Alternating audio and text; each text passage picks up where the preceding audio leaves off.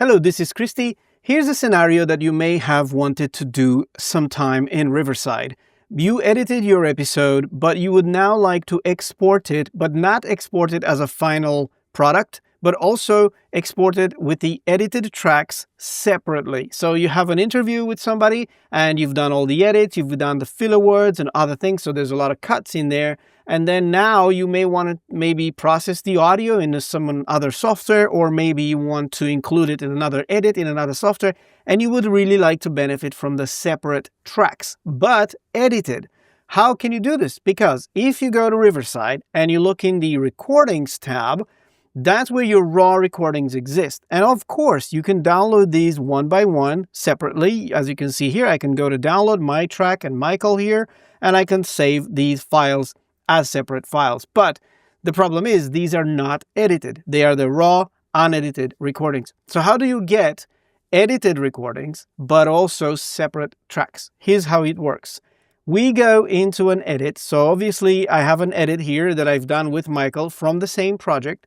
And if you look in the AI tools, for example, I've done filler words removal, gap removal. I may have applied magic audio to the tracks. And now I want to extract and export these with all the edits I made, but stay with separate tracks. This is a very easy scenario to do, and it works by actually going to the tracks panel. And you notice I've got the two tracks in here. I've got my track and Michael's. And look what happens. When I click on my track to turn it off, it actually keeps Michael in the edit. And you can see in the timeline here, all of the parts where I was speaking are gone, but the timeline is not collapsed. It's not made so that, just Michael speaks for like, I don't know how long this call is. So this is how it works. If you want to export the separate tracks, you turn off all the other tracks and you just leave the one that you want to export now, and then go to the share button.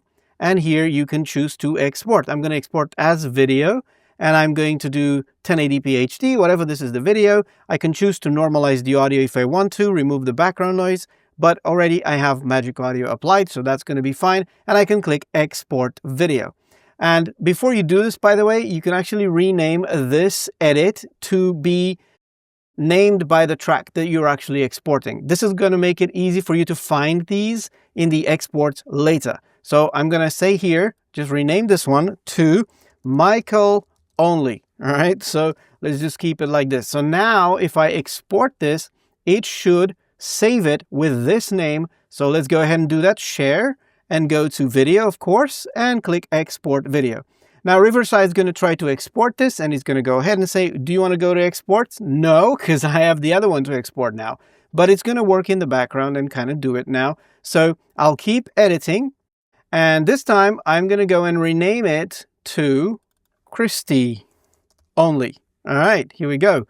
And before I do that, of course, I need to turn my track on and turn Michael off. And you can see now my tracks, my speech is down there and Michael is gone. The video is also gone, by the way. So this won't keep you, if you have scenes side by side, it's not going to keep you side by side, of course, because one person is gone. So if you are looking to do editing in another software, of course, with video, then you're going to have to rearrange your tracks in there. But just talking about the audio here, now I've got my tracks separate from Michael, and I'm ready to export this. I'm going to go share again, and then video again, of course, export video.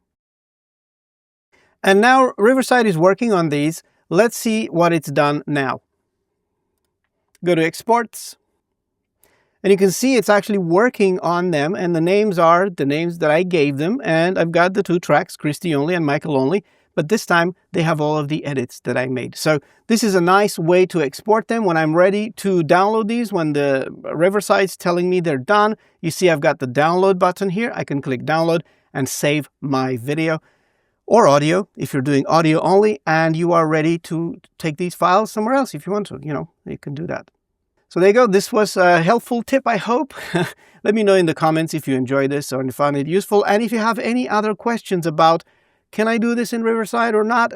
Feel free to ask me in the comments and I'll be happy to make a video for you. Thank you and see you next time.